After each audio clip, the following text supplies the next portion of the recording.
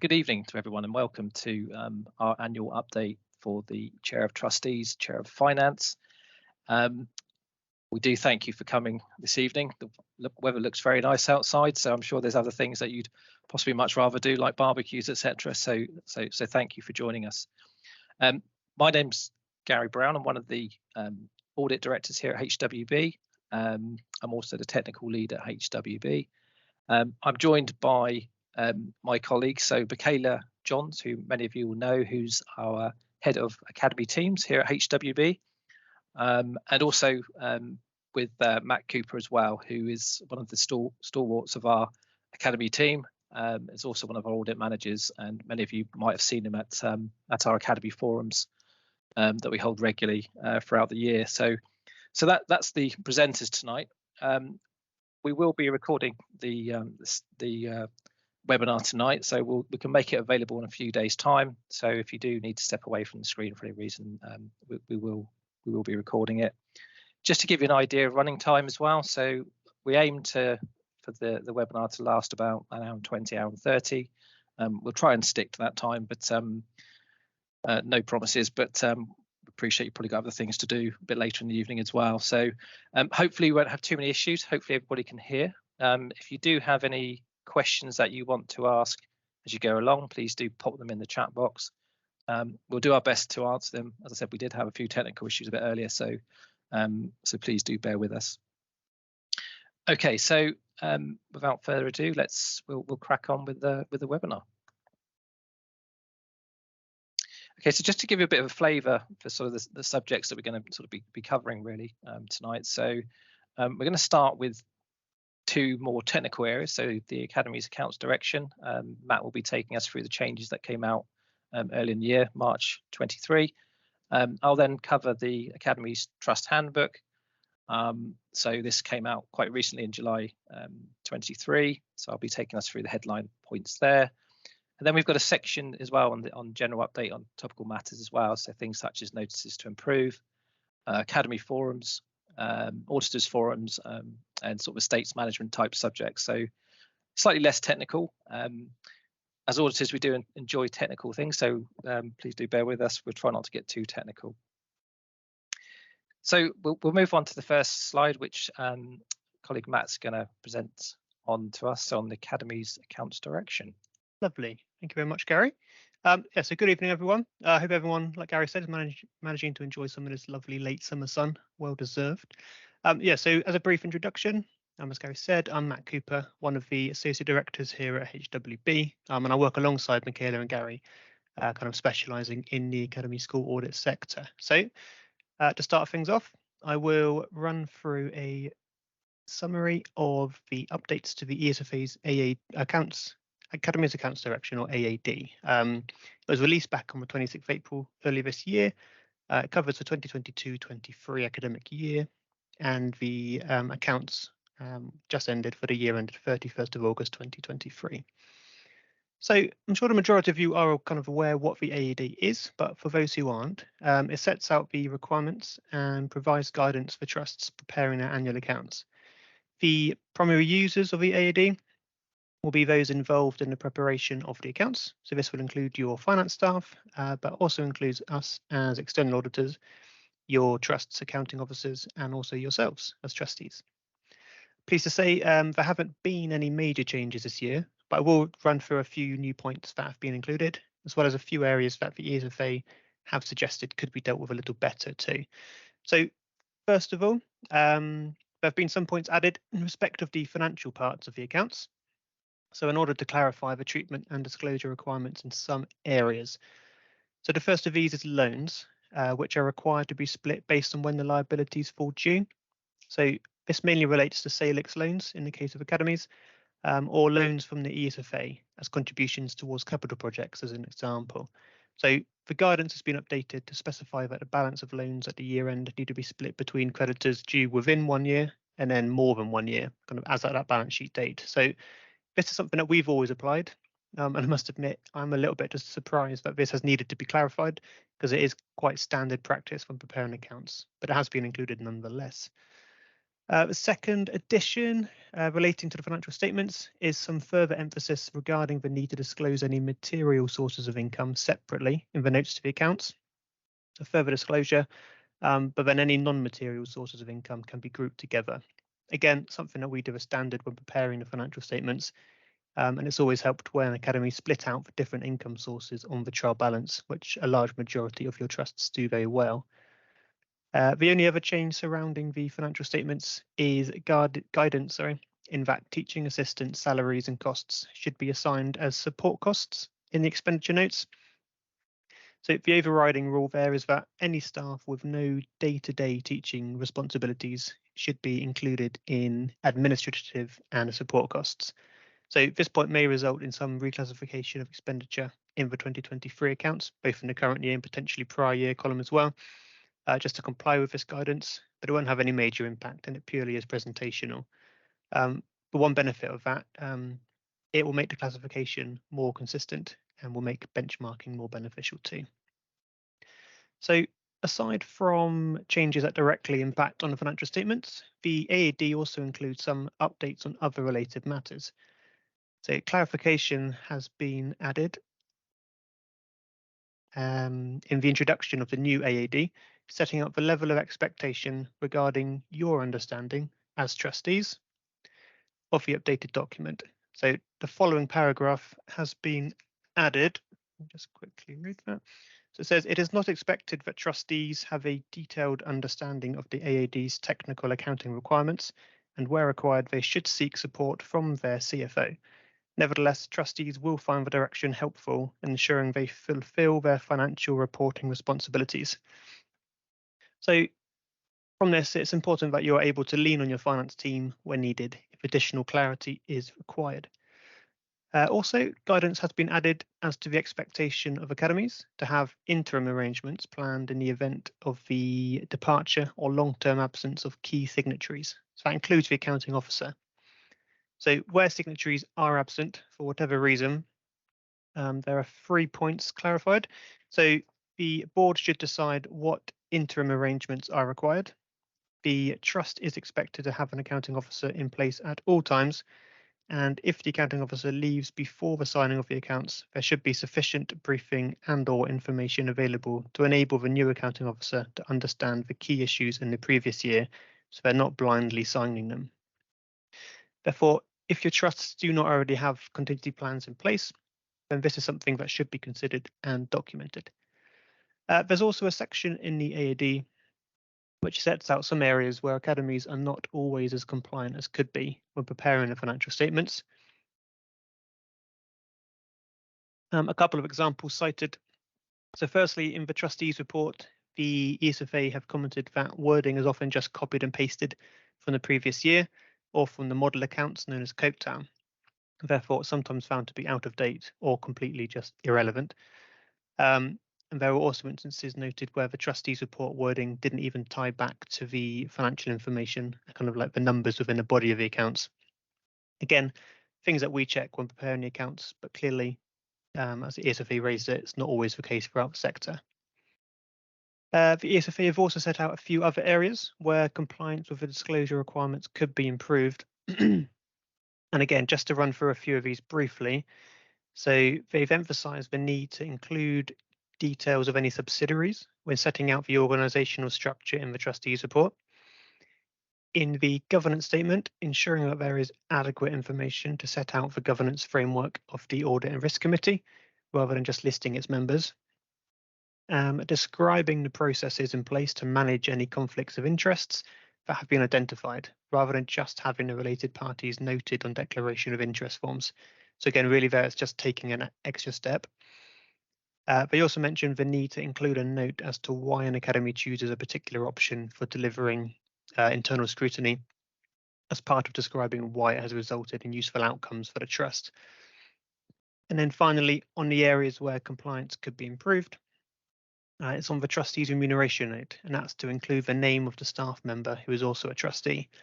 So the ESFA here have pointed out that in some cases the name wasn't included, whereas this is actually a requirement. So it does need disclosing despite the sensitive nature that this note relates to.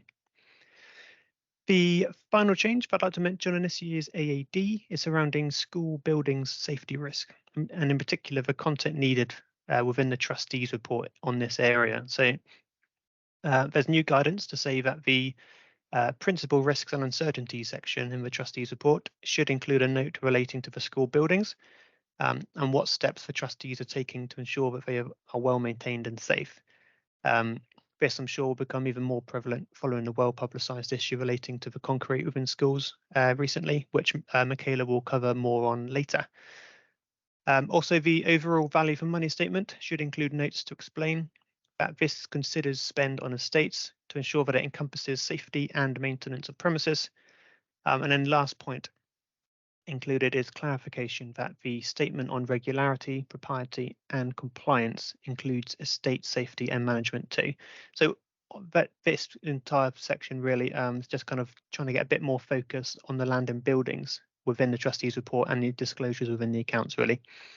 So all of these changes have been summarised on a fact sheet that we prepared and circulated early this year, which again we'll be sending around after this seminar with other links too. So that's it on the update to this year's AAD. I'll now pass you over to Gary for an update on the Academy Trust Handbook. Thank you. Thanks, Matt. Thank you for that. So Academy Trust Handbook is the second part of our more sort of technical part of this webinar. So July 23, we saw the ATH 2023 be released. Slightly earlier than previous year. So the previous year it was in August. There's a lot of turmoil at the ESFA and Department for Education. Thankfully we got this a little bit earlier, so we were able to get our normal fact sheet out in good time, and hopefully some of you may have had a chance to read through the Trust Handbook. It is a shorter, more condensed version that has been previously. So it's been condensed from 78 pages down to 62. And it seems to be following similar tracks to other sectors where perhaps they're more focusing on a outcomes focused sort of regulation approach. So it's a welcome change. One thing that just to highlight that if you go onto the government website and you search for Trust Handbook 23, you'll also see that there's a separate list of musts in a separate Excel document. That's there just as a guide. By all means, go through that, populate it. It's optional. It's nothing that has to be submitted to the ESFA at any point. It's purely there just to help you fulfil your responsibilities.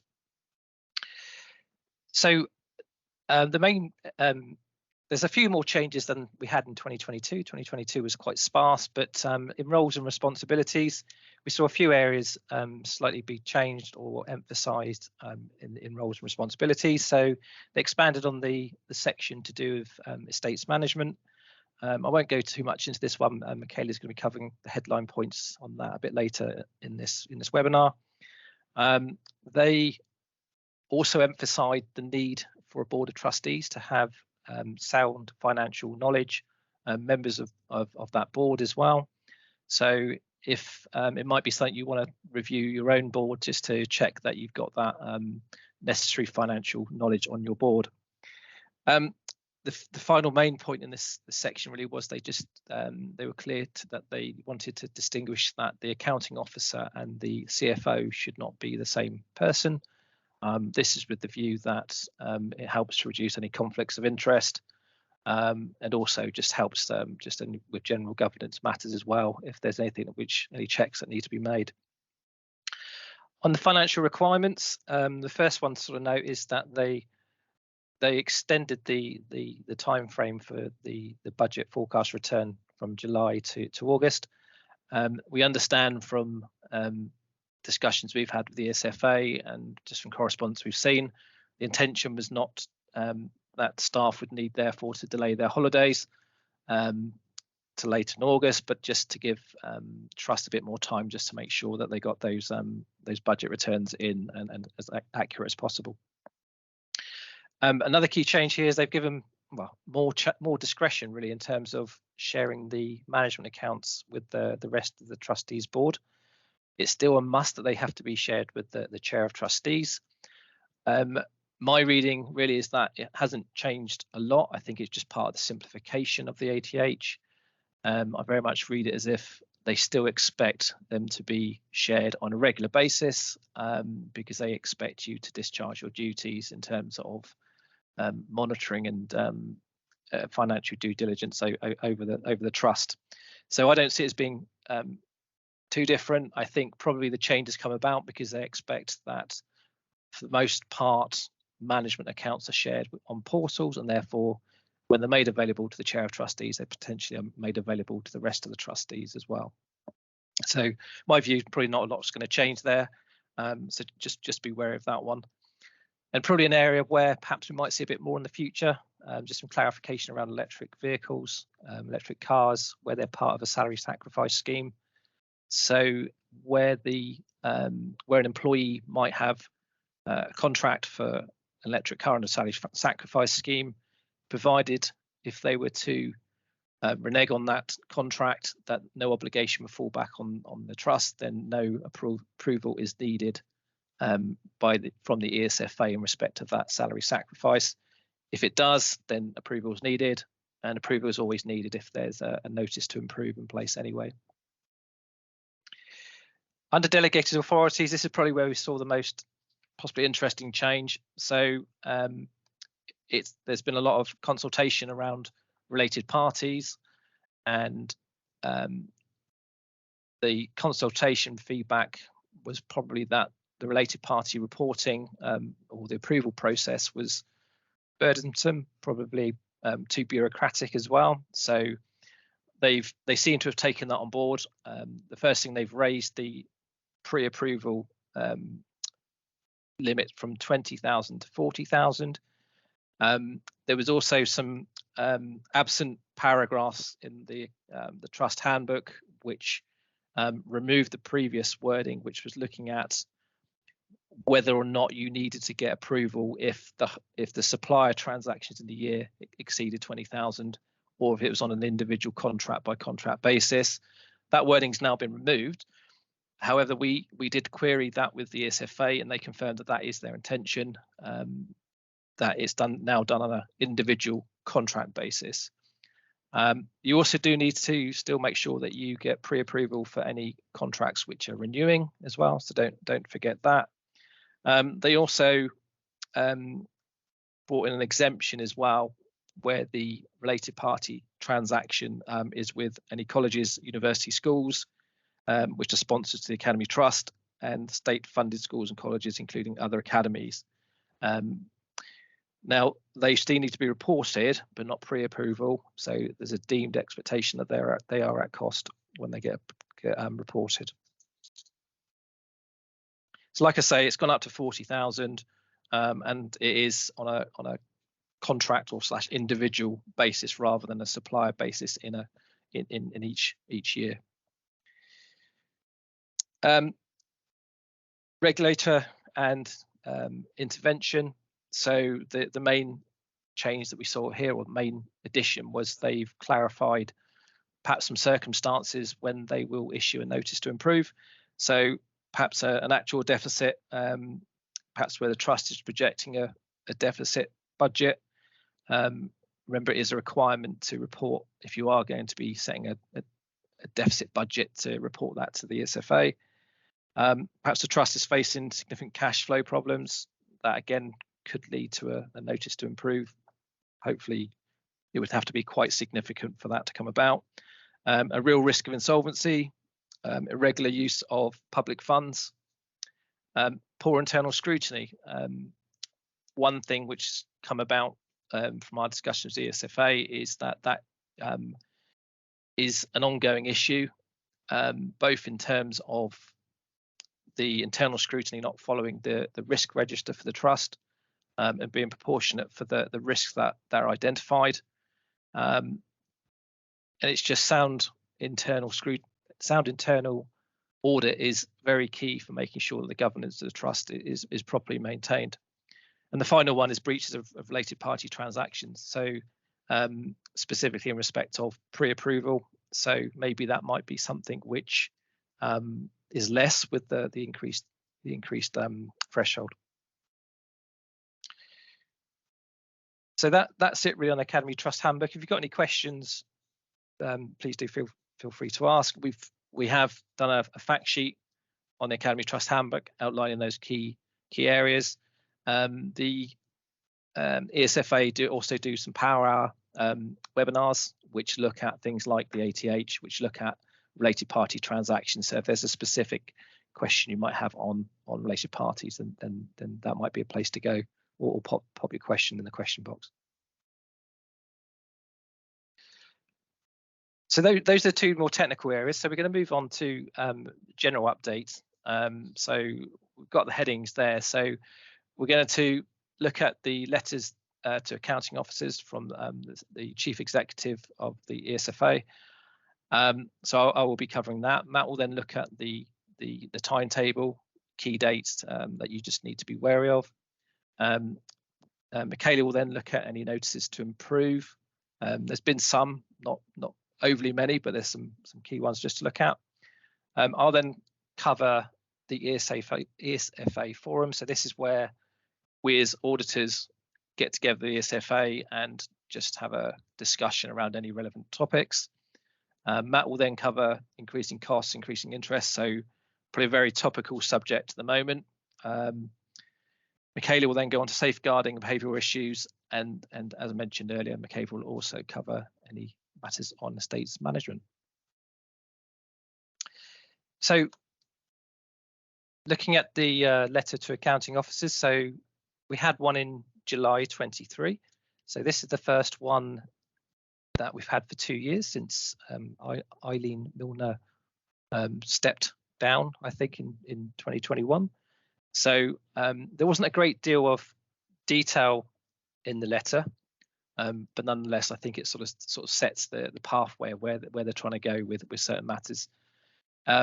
Just a point to raise there that if not already done so, it's good practice for the clerk to circulate this to trustees of the board of the trust, just to make sure they're aware of these letters that are going to the accounting officers. So in the letter, David sort of really sets out like a precursor for sort of the body of the letter. Really, he talks about the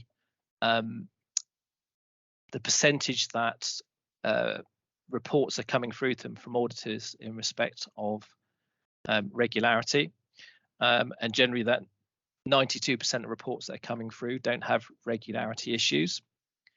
We'll take you through some more stats a bit later. We've got them a bit further, a bit later on in the webinar. It sort of leans towards, again, what I said earlier, is that it's becoming slightly a bit more outcome focused as well. So he draws on the attention of the slim down ATH. So that's part of their drive to make sure things are proportionate as well. And also then he draws on the fact that there's also the slim down must tool that's available as well, if you want to use it. And the final thing on the letter to the accounting officers really is that he's basically drawing on the responsibility to do a school estates, and how key it is that the trust takes this very important and just acknowledges that their existing responsibility in this area. So again, Michaela will cover that a bit later on in the webinar. So Matt's just going to take us through the timetable for future returns. Don't forget to unmute myself. Cool. Thanks, Gary.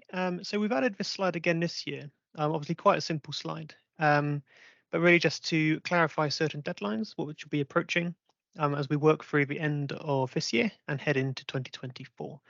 So as I'm sure you're all aware, the ESFA and the DFE collects a variety of data from Academy Trusts to perform a number of its parliamentary functions across various different returns throughout the year. The aim of this timetable is to help you and your team prepare, and also to point out that there are some documents here that the Chair of Trustees will need to sign. A couple of examples there being the accounts and the budget forecast return. So starting with the soonest deadline, go with the Land and Buildings Collection Tool, known as the LBCT. So On the 30th of August last week, the ESFE issued its updated guidance on the 2023 submission. Again, more good news. There's no significant changes to this year's collection, which is great, but it has provided clarity on how some new leased assets should be added, following feedback from the sector last year. This return will go live and open on the 3rd of October, which then gives 5 weeks to complete and submit the return with the 7th of November deadline. So although the form won't go live for another few weeks, now that the guidance has been released, your finance staff should be able to review this in order to ensure that they're prepared and can start collating any required documents. So small bit of background. So the LBCT, it's a return that requires trusts to tell the ESFA about the land it uses effectively. This includes how land is occupied and used, for example, kind of playing fields and school buildings. It also asks for supporting documentation, such as leaseholds, annotated site plans, and tenancy agreements. It also asks for details about any other leases your trust may have entered into. These are largely kind of a summary level, apart from any vehicle leases or leases that are not listed in the guidance. All the data, quite helpfully, that would have been previously submitted on last year's will be pre-populated in this year's return. And that also includes academies that have moved between trusts too. So hopefully for many of your trusts, as you would have submitted a return last year, this will kind of just be a review and file exercise in the main, and so not too time consuming for your staff during this busy period, with it being the start of a new school year and also the audit process. So moving down, we have the same deadline as we've had historically, being the end of the year, for the audited financial statements. So a quick turnaround here, the ESFA says is essential for giving assurance to Parliament that trusts have used public money for the purposes intended. This also includes the internal scrutiny annual summary report. So just a reminder here to ensure that you've had your internal scrutiny reports completed for the work which would have been carried out during the last academic year, 2022-23. So the ESFA released what they call a good practice guide for internal scrutiny September last year, which hasn't been changed since. And that includes guidance for trustees, along with audit and risk committees, accounting officers, and CFOs within trusts too. And within that good practice guide, Annex 3 in there of that guidance provides a suggested format for the annual report, which is quite handy. So if you haven't seen this before, it would be a useful document to review to ensure that you're in agreement with your trust's report. I believe we have communicated this in previous years, but just quickly, at HWB, we do kind of also have a template based on this Annex 3 that can be used too. So again, as usual, please do get in touch if that's of interest and we can circulate that. Some feedback from the ESFA is that they have asked auditors to keep pushing for consistencies between the financial statements, trustees report and the annual summary, so the external audit and the internal audit. So this is because they have identified conflicting pictures sometimes given in the governance statement on what internal scrutiny had been done and the actual internal scrutiny report summary. So again, this has been mentioned in our forum previously, so your finance staff should be aware of this requirement. Moving down, the Academies Accounts Return, or AAR. So the ESFA requires these to be completed by trusts, so all the information gets input into a consistent basis upon which it can use for its own departmental accounts. So you may have heard previously about the ESFA's preference that trusts follow its own chart of accounts, which would then theoretically make it simpler to complete these financial returns, including the AAR. So this would be something to bear in mind at your own trusts and ensure that it has been taken into consideration by your finance teams. The current year's AAR will go live next week on Tuesday the 12th. And then due for filing by the end of January 2024, well, 30th, of January 2024. So this is slightly later than previous years, which is good, where the filing deadline was mid-month in January. So just to give a little bit more time during a busy period. So there's no significant new requirements this year. So the additional information remains similar, which includes things like average staff numbers, gender analysis, staff sickness, and employee emoluments as well. So a few examples, but nothing's really changed this year from last. Then one day after the AR is due is the deadline for publishing your trust's accounts on the trust's website. So that's the 31st of January. Again, not new, so your finance team should be aware of this requirement, but it is an easy one to forget because not really any reminders. This will generally sit within like a finance or a statutory information sort of section on your websites, so they're quite easy to find. This isn't to be confused with the May deadline for Companies House, which is the statutory 9-month deadline for limited companies. So this filing is, and that particular filing is completed by us at HWB, but just to be one aware of. And finally, on the website point, as this can lead to an audit regularity point from us, because in the Trust Handbook, it does require websites to be updated for certain information, one of which is the Trust accounts. So we do tend to find a lot of instances where Trust websites are not fully compliant. So again, just one to be aware of. The next one is the Schools Resource Management Self-Assessment Tool. And that will become available in January 2024. So a little bit off now. Covers 6 main areas. So that covers governance, trust strategy, setting the annual budget, staffing, value for money, and protecting the public purse. And that checklist helps governing bodies and trust boards to check that they've got appropriate financial management arrangements, check they are meeting the right standards to achieve a good level of financial health, and then also identify any areas for change to make sure resources are used to support high quality teaching. So lastly on the list, we've got the budget forecast return, or the BFR. So this collects data annually, which is split between academic and financial years over the next 3 years. So the aim is that it is then able to show how your trust's reserves are forecasted to change over the next 3 years. And it should reflect the budgets that you as trustees have previously signed off. So the deadline for the 2023 BFR has now passed, which was on the 31st of August last week. So we'd expect that a similar deadline will be next year, most likely the end of August. Again, it used to be the end of July up until last year, but they provided schools with that extra month, albeit over the summer holidays, just to kind of alleviate a little bit of time pressure. So I hope that run through has highlighted the upcoming deadlines for the returns, which can help you and also your finance teams manage their workflow accordingly. So I'll now pass you over to Michaela for an update on the improvement notices. Thank you. Thank you, Matt. By way of introduction, for those of you who don't already know me, I'm Michaela Johns, a director at HWB, and I specialise in Academy schools and head up our Academy schools team. And we have 4 directors, lucky enough to have 4 directors here that specialise in the sector. So just to clarify, I'm probably coming up on your screen as Gary Brown, and that's because I'm the person that's had the IT issues tonight. So we're sharing headphones and screens, so apologies for any confusion. So the topic that I'm going to cover at the moment is the notices to improve that have been issued in the year 2023 so far. And that's only been 3, which is great news. So these are public notices that are issued that the ESFA have found on particular academy trusts, which list the areas that the trust has to action to no longer be and be listed on that notice to improve list. Getting to that point in the first place means that there have already been some informal interventions that the ESFA deem not to have worked, and therefore they've had to take it to the next sort of formal stage, which is this public notice to improve, so everybody knows what the issues are within your particular academy trust.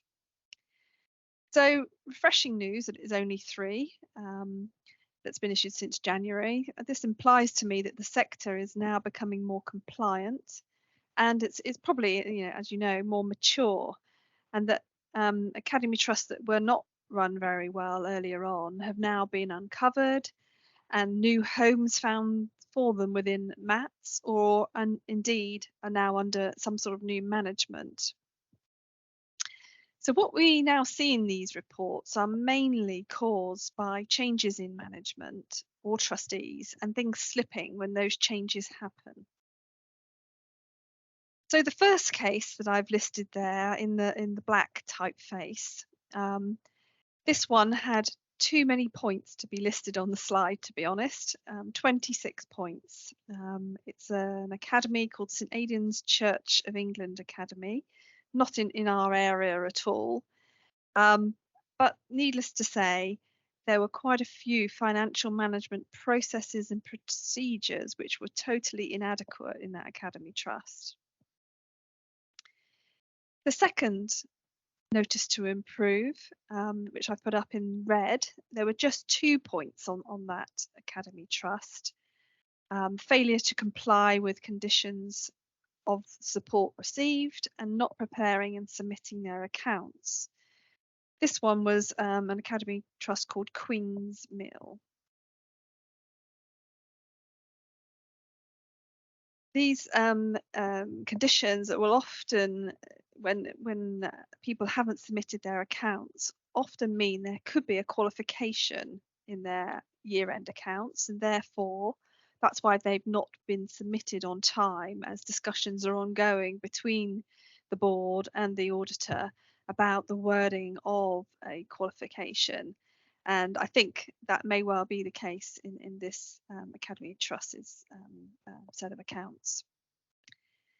The third item, third Academy Trust on that list, had 3 notices to improve, 3 points, and these were much more around governance areas. And these, of course, are areas which you as trustees have more input on. So the summary of those were the not complying with duties and the roles and responsibilities, lack of financial oversight, and non-compliance with the delegated authority limits that were set.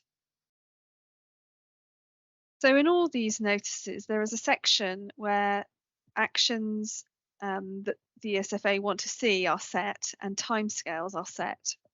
And you as a board and the management team sign up to complying with them within a certain timescale. And the ESFA's approach here is quite supportive, and they will offer assistance and offer you an SRMA to come in to help you get back to the state of sound financial management.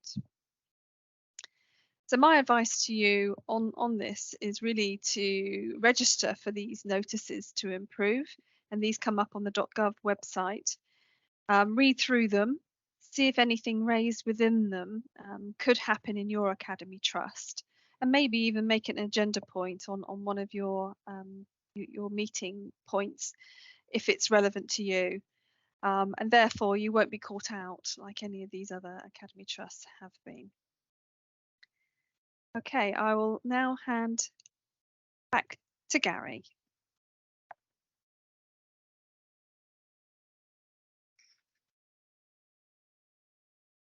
Right, quick swap of the headset again. Right, so back to me. So yeah, so as I mentioned earlier, there's an external auditors forum which we attend.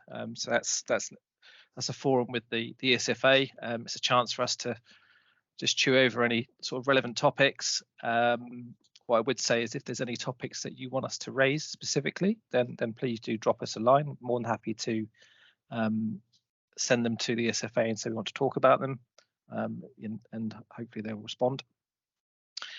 So we went for a bit of a period of time where actually we didn't have any auditors forums with the ESFA. There's quite a bit of turmoil. So they've started again in February 23. So we've had about 3 since then. The last one, there've been a good period of time between the year end and the auditors forum. So they were able to share with us some key information from the reports that had been sent to them. So just on your screen now, you've got a couple of pie charts. So the first one is looking at what kind of opinions they saw being submitted from auditors on the financial statements of Academy Trust. So we had 2,380 that were unmodified. So this means they're clean reports. There's no issues that need to be attention drawn to. However, there were 186 which did have some form of modification. Now that's not that they're all qualified. When I mean qualified, I mean that there's an issue over a significant area of those accounts, and therefore the auditors have qualified those accounts on a specific basis. That could be some, that they just weren't able to gain enough comfort in a specific area of those accounts. There's a number of reasons why those qualification could have been given. There's also 6 unqualified with an emphasis of matter. So an emphasis of matter generally is where there's proper disclosure in those financial statements by the trust, but the auditors feel that it's of such significance that the users of those accounts just need to have their attention drawn to that point. Not surprisingly, 39 unqualified material uncertainty.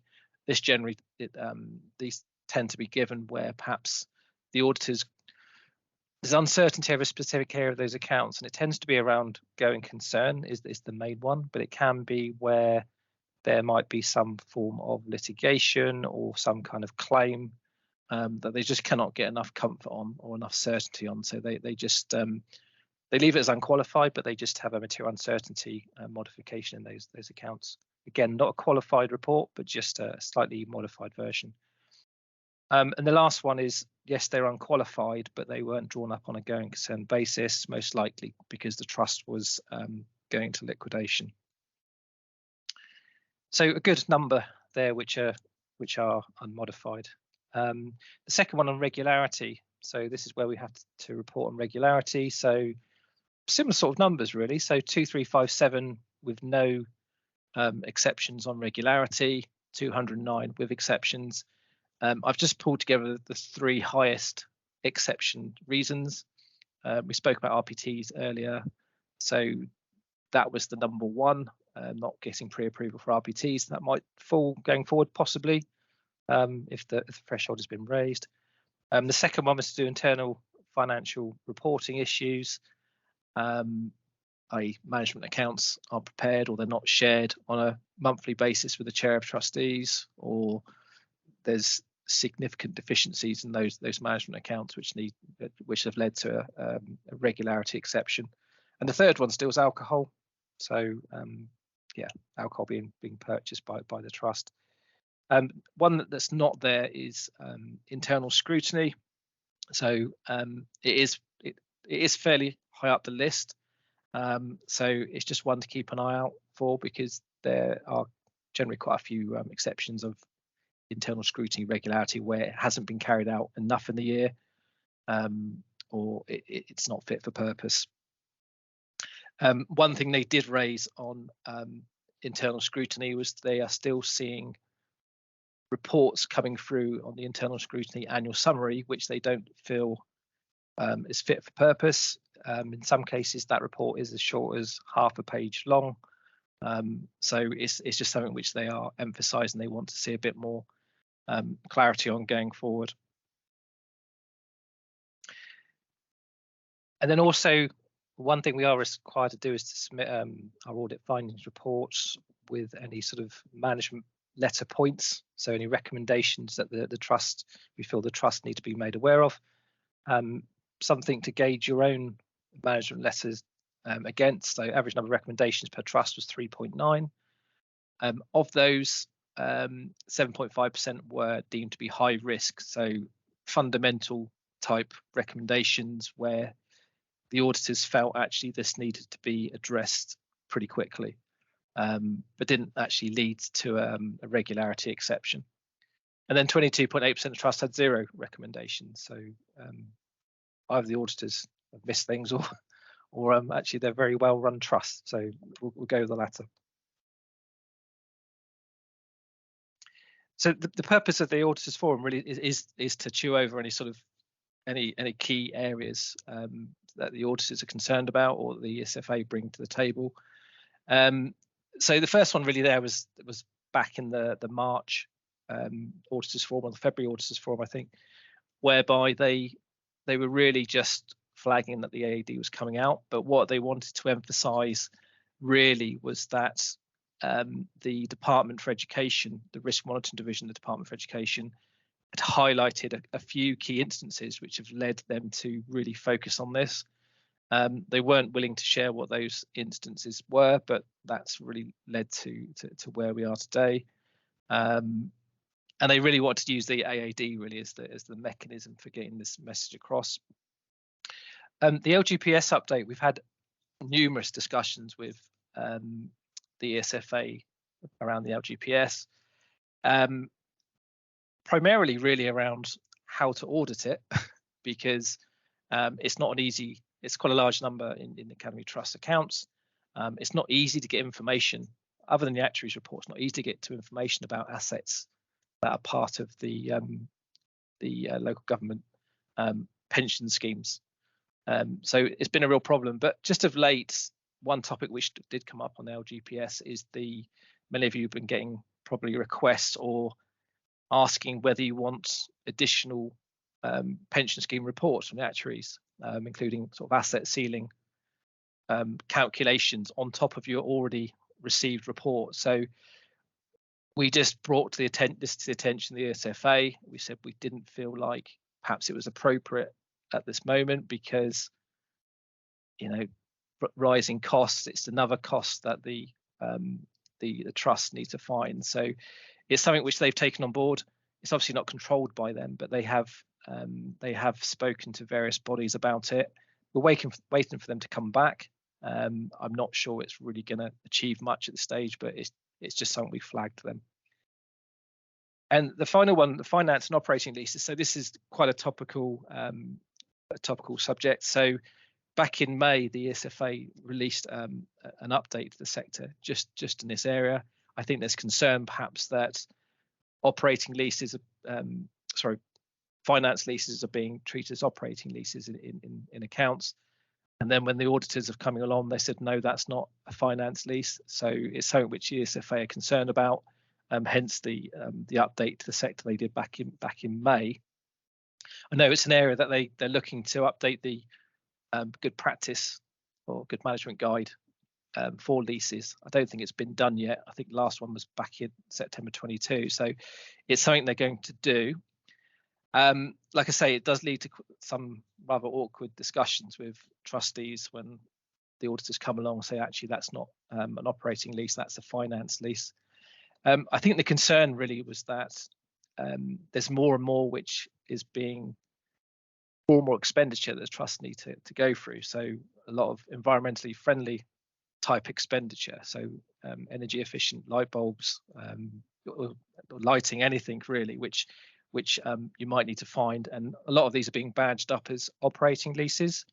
Very well worded agreements that have been put together by solicitors, but actually on the face of it, these are actually finance leases. So just to let you know, we are required to, when we look at leases and finance leases, we're required to look at the substance of the lease and not just what is set out in the agreement. So often it might appear to be a rental, but actually the rentals equal the value, pretty much the fair value of the asset that you're actually leasing. So which tends to lead it towards being a finance lease. So if you are looking at leases, what we'd recommend is engaging your accountant or auditor just to check whether they agree with that treatment, because it could lead to a regularity breach that needs to be reported to the ESFA. They did mention that they were looking at certain assets which they would allow to be both finance and operating leases. At the time, they were thinking maybe it might get into the 2023 releases of the ATH and the AADs, but actually it's more likely to be 24. It may be put on the back burner, so we might not even see it in 2024, but it's something which is still on their agenda, but I don't think it's something which they're focusing on. Another thing which we did ask as well is because it's not a clear, it's an unclear accounting area, is whether there's a basis that trust could go to the ESFA and get pre-approval for whether it's an operating lease or finance lease. They didn't feel that was their area to get involved in. They feel like it should be local to the trust. They should be consulting with their auditors, accountants as needs must.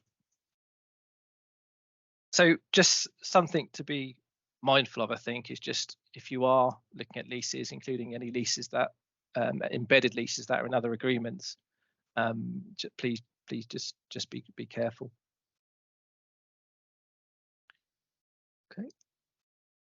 So we're going to move on to costs, a very topical subject, and increasing interest rates as well. So over to Matt. Lovely. Yeah, thanks again, Gary. So, yeah, this section should come at no surprise with regards to kind of the cost of living crisis, which is not only affecting people individually, but also has a knock-on effect to businesses, with Academy trusts being no exception, especially with the budget restrictions. So, top of the list, let's start with inflation. Clearly, well publicised, it's rocketed to record highs over the last year. But have started to ease slightly over the last couple of months, albeit much above Bank of England's target. So I've put a few graphs on the next few slides. So the next slide is just coming, which is CPI. As you can see, kind of spiking towards the end there in the box. Following slide, similar story, RPI. And then finally, similar-ish. So it's kind of we have wage inflation. So we tend to look more into kind of CPI and wage inflation from a business perspective, as it tends to measure the relevant costs more accurately.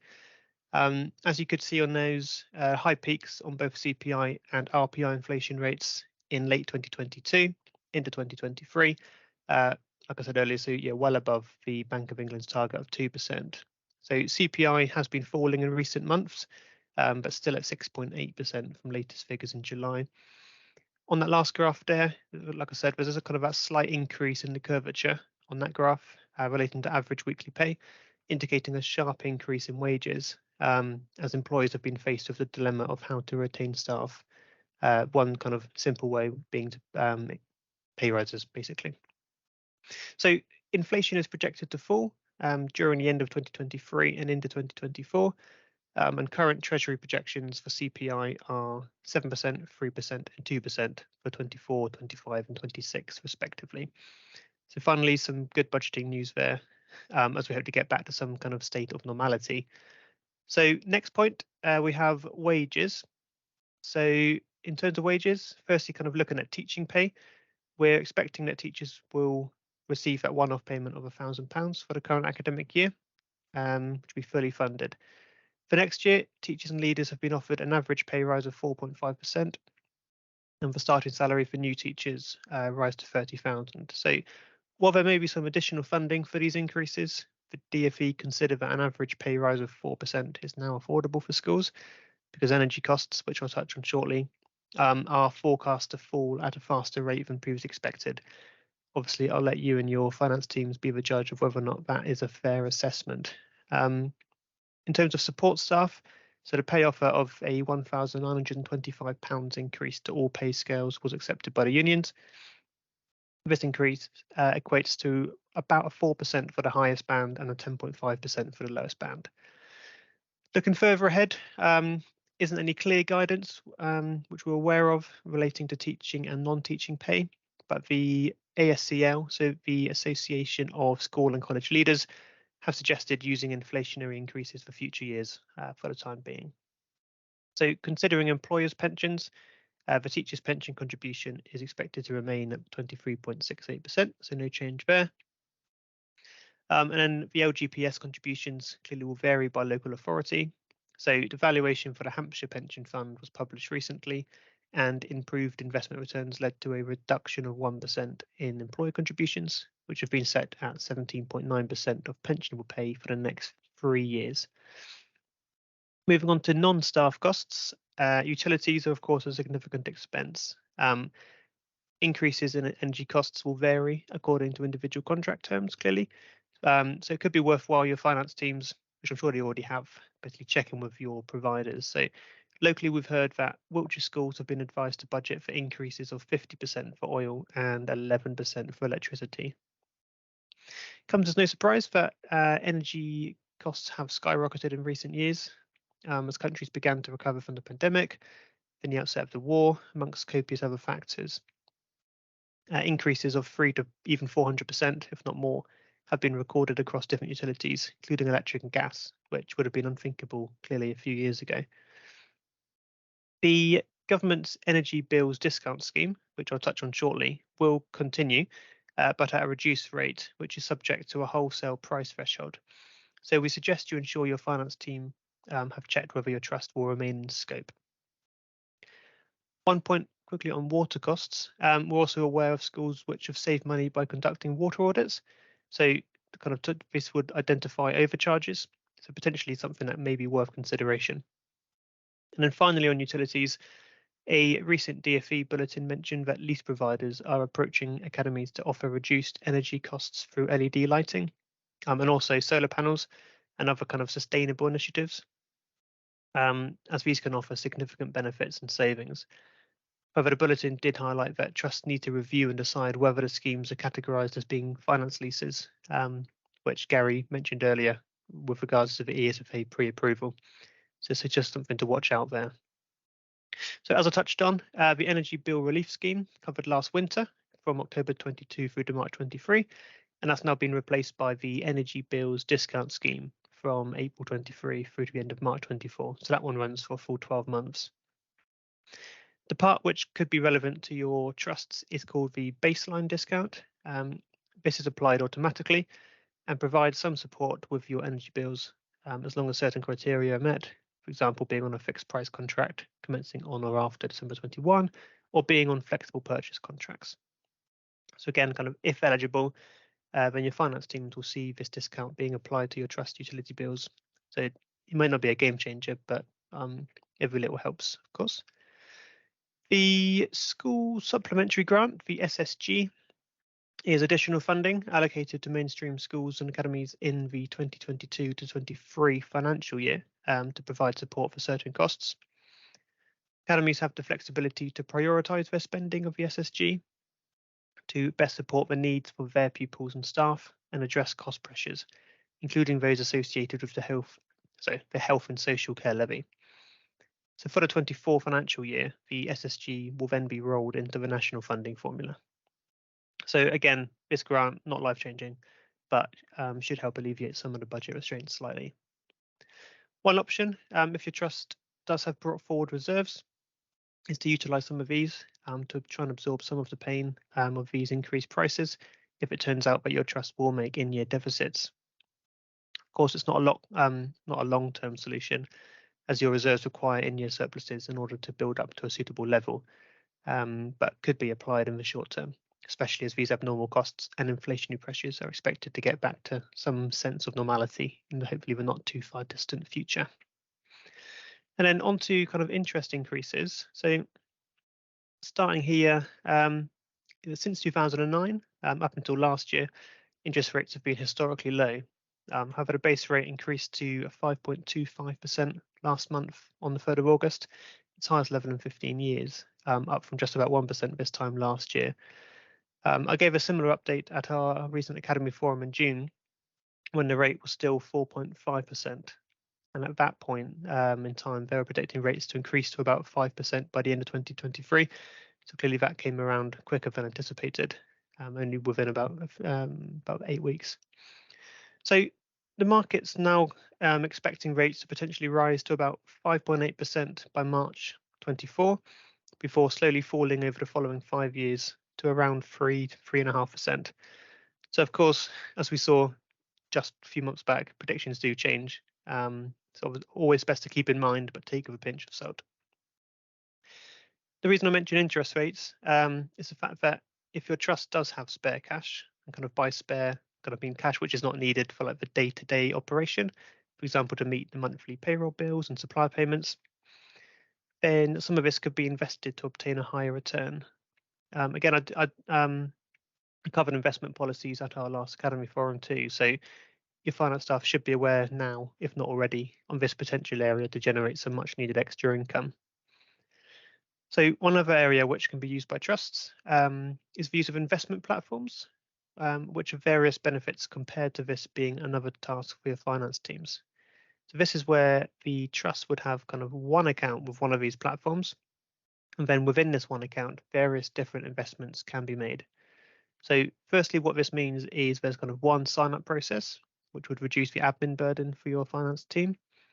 Secondly, they claim to have enhanced rates from banks, which are not offered directly to clients. So this could result in higher returns and be deemed value for money. And thirdly, they track all their bank's credit ratings, which can be requested. So your finance teams, again, have that one focal point where they can track and manage the credit ratings of the institutions where the trust is invested. So, of course, their service does come with a fee. So this must also be taken into account when deciding whether or not to invest separately or potentially one of these platforms. So that was a kind of a quick summary, just highlighting some key costs and interest increases, which, again, if you have any queries, please do let us know following the evening session, or feel free to put kind of any comments in the chat box. So thanks again, and I'll now pass back to Michaela for a further update. Thank you. Thanks, Matt. So we put this slide together under the sort of topical headings. As many of you will know, this year it's been a year of teacher strikes, safeguarding issues has come to quite a head, and behaviour issues as well. So we thought we'd just cover this off a little bit, just so that you as trustees know you're not alone, and what to expect in this forthcoming audit period. So on the wages side, because of strikes that have happened in the year, we wanted just to make you aware of what you might see in the accounts, because teachers are not paid when they're striking, and so the wages costs may well decrease when your expectation might have been to see an increase in wages because of the general increases overall. For some teachers, this has caused some pension issues because their year-to-date salaries have not been in the same bracket or pension tier as they would have been if they'd had a full-time salary for that year. And therefore, we've had a few questions on this already. And we've had to do some amendments to various Academy Trusts' teachers' pensioned end-of-year returns that we audit for you. So just so you're aware of that point. Also, we had some requests via teachers who asked their Academy Trust to donate the money that they weren't earning during strike times to a charity. Again, some of your business managers have been in touch with us, and we hope that none of your schools did this, as of course the funding was received from the DfE and it is public funding. And the Academy Trust itself, anyway, is a charity in its own right. So I was governor at a primary school up until recently, and lots of the HWB team here hold similar posts in other schools. And after speaking with them and some of our clients, we were all hearing the same issues occurring in schools. And behaviour has been a huge problem across all age groups this year, right from the early years stages right up to apprentices of 18 years of age. And as you all know, that without good behaviour, teaching and learning is very hard. So a lot of Academy Trusts have been revisiting their behaviour policies and trying to get parents on board with enforcing those policies. So I just wanted to make you aware that you're not alone. This is a common problem, and some of it's being put down to sort of the post-COVID issues. Safeguarding, in schools has always been a top priority, but maybe we have become more conscious or have got better at reporting issues recently. But there has been a huge increase in reportable matters, and that takes a lot of senior management time, and also the time of your pastoral staff. And there does seem to be a real shortage of training to get a member of staff trained as an ELSA, which is your sort of emotional literary support assistant, people there to help the children through their school years. So I think the message really is that well-being of staff as well as pupils is going to be a top priority again in the 23-24 academic year, and to make sure that your Academy Trusts are ready for this to get you prepared to come out the other side. Right, again, as Matt said, any questions, please do pop that into the chat box. I thought we'd go on and talk through the estate management, which Gary obviously mentioned earlier about building safety risk, mentioned in the Academy Accounts Direction this year. And indeed, we've had some clients being told direct that if they've not been successful for a condition improvement grant, that the management and the trustees are responsible for the safety of the children and the staff at the Academy Trust.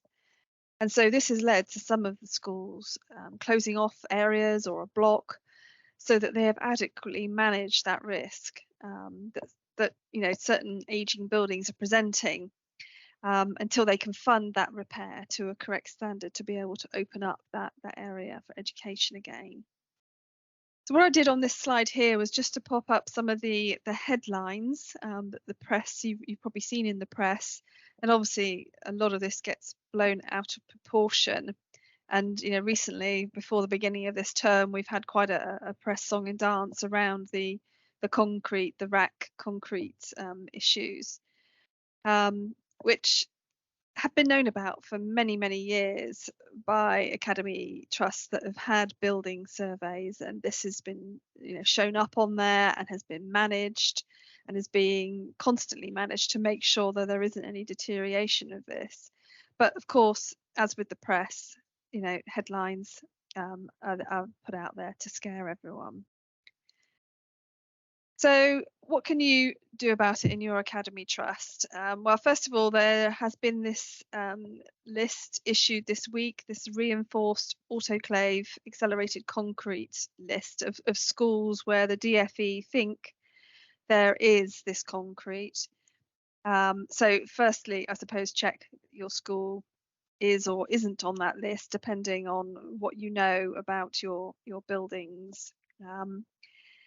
And when you became an Academy Trust, you probably had an assessment of your building stock. So again, I don't know how long ago that was for you, and if there were any action points on that original assessment, and have you gone through those and updated them. There are lots of good firms out there, building surveyor firms, that can help you with this, to give you that sort of peace of mind that you have acted to assess the potential problem. And it will be a big weight off your shoulders if you've got that professional report backing up what you are then agreeing as your action plan. If you cannot afford this assessment at the moment, or indeed that the surveyors are so busy they can't get to you at this point in time, and you still want to know if there is a looming problem, then start with GEMS, which is, as I put up there on the slide, Good Estate Management for Tools. It's a for schools. It's a self-assessment tool that you can use, and it will help you focus in on any high-risk areas that show up.